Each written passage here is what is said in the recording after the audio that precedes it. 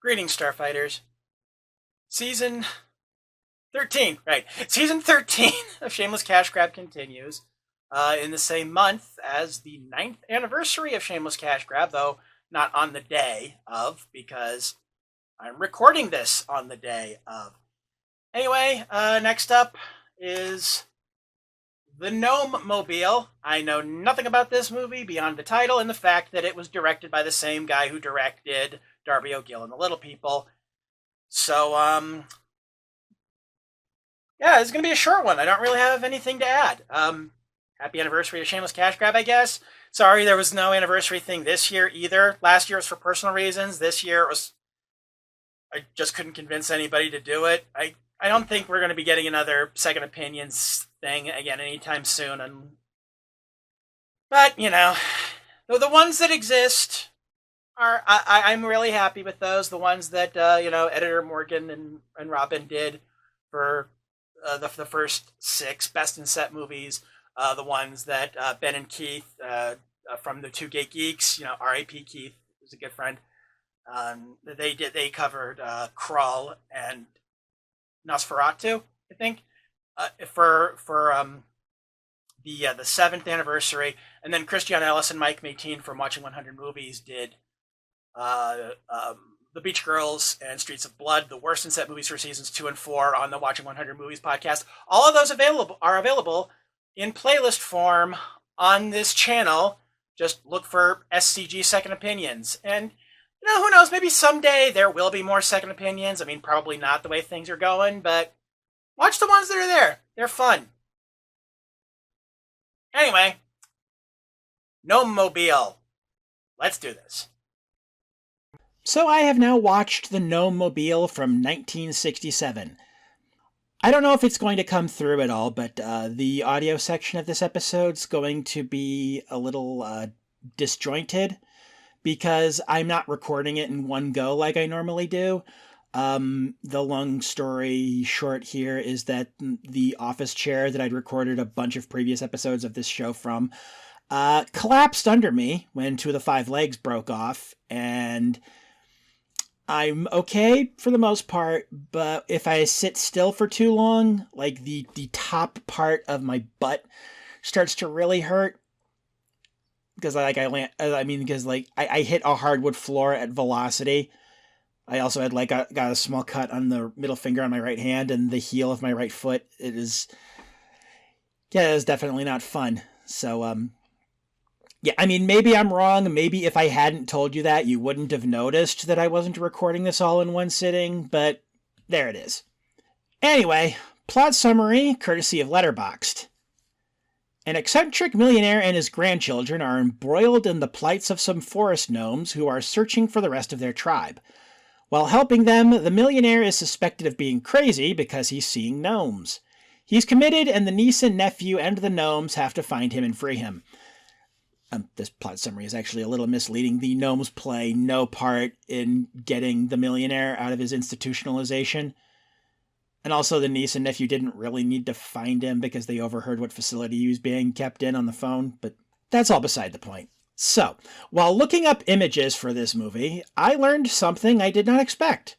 This movie was based on a book written by Upton Sinclair. If you don't know who that is, look him up on DuckDuckGo and presumably be as shocked as I was to know that he'd written a children's novel. I suppose it's not that much of a stretch. A. Milne, creator of Winnie the Pooh, wrote a murder mystery. I have a copy of that, actually. I should try to read it this year. Anyway, let me go ahead and get this out of the way right now. The titular Gnome-mobile is just a regular car that, at a couple of points, has some gnomes in it.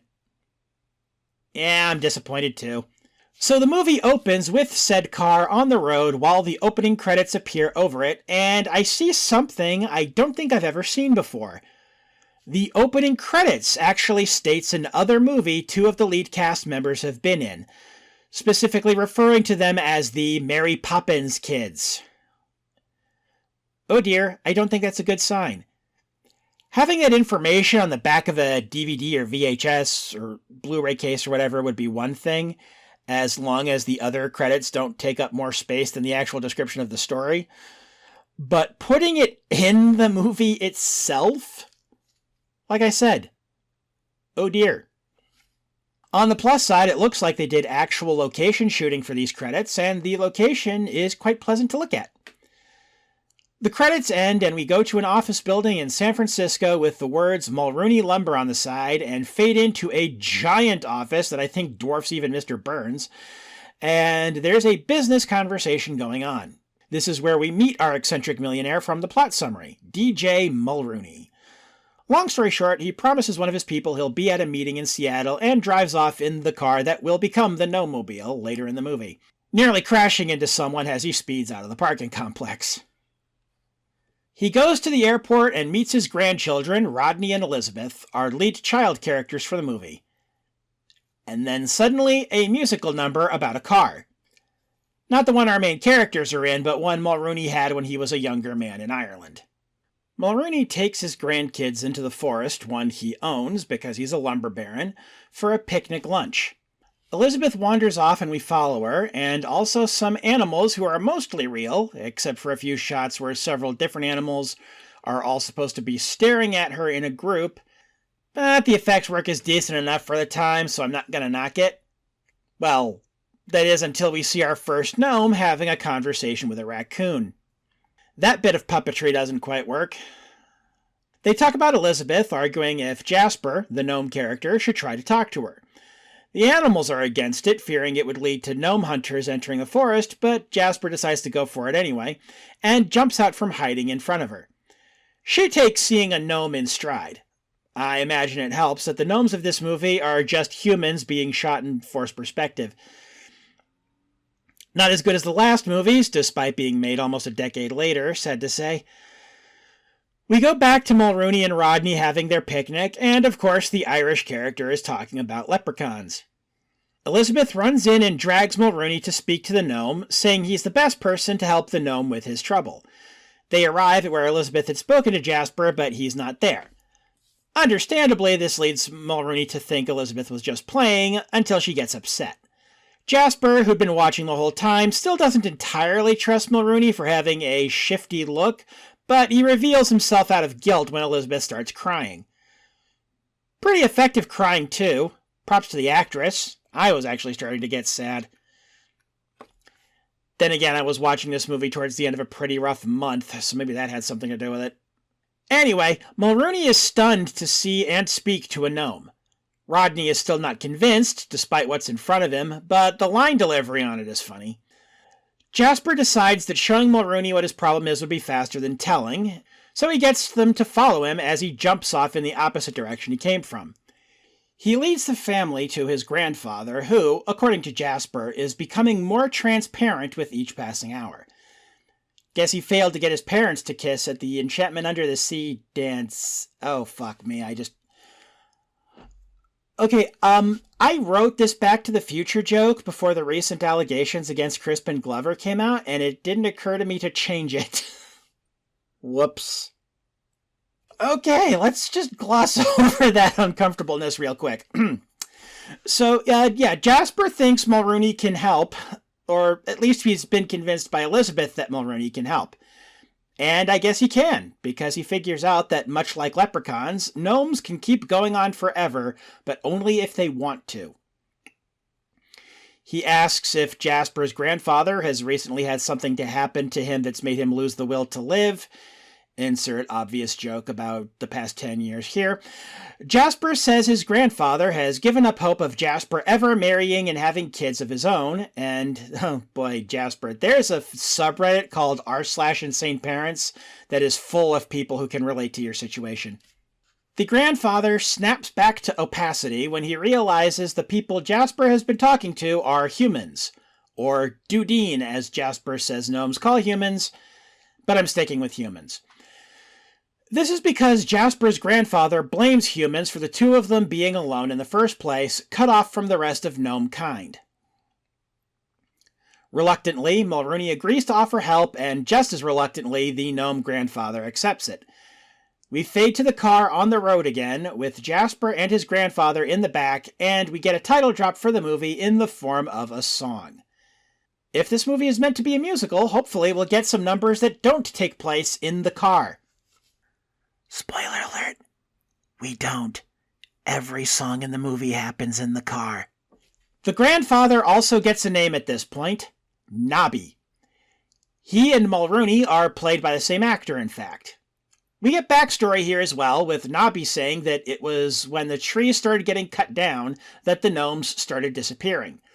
Mulrooney, being a lumber baron, looks uncomfortable at this point, and understandably so, especially when he realizes it was his company that cut down Nobby and Jasper's forest. Mulrooney stops his grandkids from revealing that he's the Mulrooney of Mulrooney Lumber, and safe bet that that's going to come out anyway to cause drama before the final act. The car arrives at a hotel that, funnily enough, is owned by Mulrooney's company. Shortly after Mulrooney and his grandkids go inside, a freak show operator by the name of Quaxon pulls up to the same hotel in his car. I can see where this is going. Quaxton walks into the lobby where the main family is checking in, and within just a few minutes, the gnomes learn that the old man is Mulrooney. That happened much faster than I expected. Nobby ends up causing a scene by yelling from inside the picnic basket that he and Jasper are hiding in, drawing the attention of the crowd in the lobby that was there for a symphony fundraiser. A symphony whose sign Quaxton covers up with an ad for his show to give you an idea of his character. Mulrooney and Nobby have it out, which unfortunately Quaxton overhears. Mulrooney and Rodney leave to go find a service station while Elizabeth watches TV with Jasper and Nobby. A program about logging comes on, and Nobby is triggered by the yelling of the word timber, which in a better movie wouldn't be played for laughs, but alas, this is a comedy from the 1960s. Quaxton calls the room and pretends to be calling to tell Elizabeth her grandfather has been in an accident, which is just a real fucked up thing for even a Disney villain to do, to get her out of the room so he can kidnap the gnomes. The ruse is revealed fairly quickly, but the family doesn't get back in time to stop Quaxton from leaving with the gnomes. Elizabeth suggests calling the police, but Mulrooney says he'll call in his own security staff so as to keep the gnomes' existence out of the newspapers. The scene where he calls his security guy opens with a contrived way for the security guy to think Rodney and Elizabeth have been kidnapped. I get what they were going for here, and it could have been funny, but the execution is lacking. Anyway, if you remember the plot summary I read off at the start of this section, you know what's coming. And, of course, the adults try to keep Mulrooney being institutionalized secret from the grandchildren, which lasts all of about 10 minutes, and Elizabeth and Rodney sneak out to try and rescue him by taking their grandfather's car. In real life, this would be the prelude to a story on what the fuck is wrong with you. Sad to say, in some of those stories, the small children are actually better drivers than some adults. Anyway, Rodney is able to help Mulrooney get out with the help of a saw that he just somehow happened to have on him. I'm not going to question it. At least it means we get less of Mulrooney's fake exaggerated snoring. Oh, no, wait, I spoke too soon. Now they're using the snoring to cover the sound of sawing through one of the bars on the windows. Mulrooney gets out, falls through the roof of a greenhouse and somehow doesn't die. An alarm is sounded, and now the old man and his grandkids are on the run. And they manage to deduce fairly quickly that Quaxton is the likely culprit, thanks to Rodney remembering Quaxton putting up posters around the lobby. After a heated exchange with two of Quaxton's employees, the family heads to a cabin owned by him. Before they get there, we cut to the cabin itself, and Jasper and Nobby trying to force their way out of the now-locked picnic basket. In case you're wondering why I enunciated picnic so strongly, this is my third take, and as per usual, my nose has started getting runny, like pretty much the minute I hit record. And the first two takes, it really fucked up me trying to pronounce the word picnic. Anyway, that's behind-the-scenes information that you did not care about. They manage to get out, though Nobby's legs have fallen asleep, and he tries to get Jasper to either leave him behind or just take Quaxton up on his offer to be part of his freak show. Jasper rejects both of these options. He is able to get Nobby out of a window, but gets caught when Quaxton comes back. And I think the implication here was that the window was too heavy for Jasper to push open more, but the way it's shot, it looks to me like he could have gotten away too, but just didn't because that's what the plot called for. This leads to an action sequence that is pretty okay for when it was made. After all, The Lord of the Rings was still decades away at this point. This is still relatively infancy period of forced perspective shooting. Jasper even manages to get Quaxton to accidentally break the window he'd been trying to flee out earlier, giving him an opening. And it almost works, but alas, Quaxton was able to use a fishing pole, and in a movie not marketed towards children, the hook would have gotten more than Jasper's pants. Thank the G rating for us not having to see a bunch of gnome blood. Thankfully, this is when the family arrives at the cabin, and they overhear Quaxton threatening Jasper. Mulrooney is able to bust open the door, and Jasper is freed. Leaving Quaxton behind, they head out to search for Nobby. Using the car, even though he couldn't possibly have gotten far enough away for them to need it, but whatever, they go past a gas station where a car from the mental institution they'd put Mulrooney in was getting filled up, and it speeds off after them without finishing, which leads to a too long and not funny sequence of the station owner frantically trying to stop the gas spilling from the now torn hose. This is followed by a car chase that also goes on way too long, which is followed by Jasper, Mulrooney, and the kids calling out for Nobby in another forest. And Nobby arrives to announce that he has found other gnomes, who proceed to introduce themselves to Jasper and to the three humans. And when the gnome women come out, they all practically throw themselves at Jasper. And we spend the next minute or so watching Jasper choose a bride. That's not even an exaggeration. When Jasper gets to the end of the line, because of course the women are all lined up, Nobby says, and I quote, "If that's the one, take her." And then all the other eligible gnome bachelors suddenly pop out when the leader of this group says that when there's a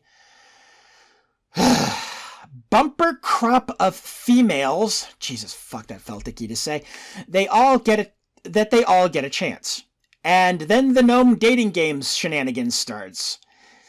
Well, that's what I'm calling it. It's not literally the dating game. So they dump Jasper into some soapy water. And I swear I am not making this up, and I wasn't making that last part up either. The leader says that the gnome woman who is able to hold on to him for 7 straight seconds first gets to marry him. The one who's clearly into him and who seems to like him back, even though she hasn't spoken yet, actually gets shoved away by one of the other gnome women before the leader says go. For real, all of the lady gnomes, apart from the shy one, look at Jasper like he's a piece of meat, and I am no less uncomfortable with this than I was when it looked like it might be the other way around. Gnome culture is kind of fucked, yo. Oh man, this just hit me. This whole sequence, including the parts I haven't gotten to yet, this is basically the kid-friendly version of that one segment from Monty Python's The Meaning of Life, where Graham Chapman is chased off of a cliff by a mob of topless women. In case you were wondering, for the most part, Mulrooney and the kids just watch the whole thing unfold in amusement.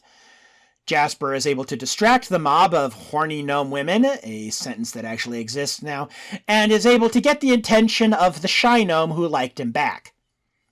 The shy gnome's name is Violet, of course, because I know as we use subtext and they're all cowards. It doesn't work right away, as one of the other gnomes gets her hands on him first, and only loses him when a few others tackle her, and I swear I am not making this shit up. This is the last act of the movie. This goes on. And on. And on. And on. And yes, of course, Violet ends up winning. Was there ever any doubt? Mulrooney then deeds 50,000 acres of redwoods to the gnomes, and then the movie finally ends with a reprise of the second song, but with additional lyrics and more gnomes singing backup. The end, and I swear I wasn't high at any point while watching it. Random thoughts I had while watching the movie. Why did Disney have to go and make the woman gnomes hot? This better not awaken anything in me. Okay, this thought came while I was collecting poster images, which I did before I watched the movie, but I'm still putting it in this section. 2.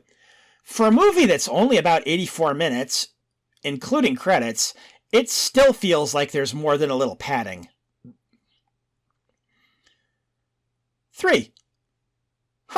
Google Docs spell check recognizes Quaxton as a proper word. 4. During the escape scene, there's a guard dog, and they do a really bad job of hiding the fact that this dog is just having the time of its life. You don't even need to see the tail wagging to get that this dog is not threatening to anybody. 5. Even allowing for this being a comedy, Mulrooney's security guy and those 2 hospital orderlies that were in the other car for the chase scene should be dead. And 6, in case it wasn't clear, all 3 of this movie's musical numbers take place in a car with no dancing. Final verdict. I was ready to say I liked this movie somewhat more than Darby O'Gill, despite several issues with pacing and Nobby being Nobby.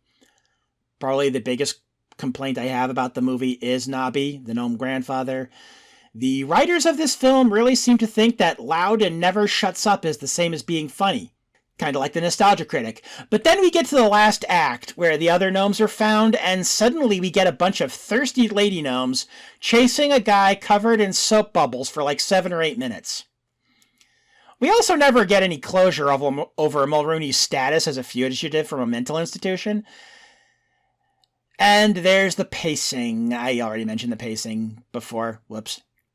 But yeah, the pacing is inconsistent in this movie. Some scenes are exactly as long as they need to be, not too short or too long, but in between those scenes is stuff that is frankly way too long. And the forced perspective work, I kind of mentioned this earlier, but it's really only on par with Darby O'Gill, despite being made nearly a decade later. And with the same director. Points for having decent enough child actors, I guess. It helps that our 2 main kids actually had prior experience with having to act against people and things that weren't actually there. But boy, using their connection to Mary Poppins in the opening credits is a move that hurts this movie more than helps it. Like they've said on MST3K, you don't want to remind people of better movies in your movie. And this one does it barely even a minute in. All in all, can't say I'm a fan of this one.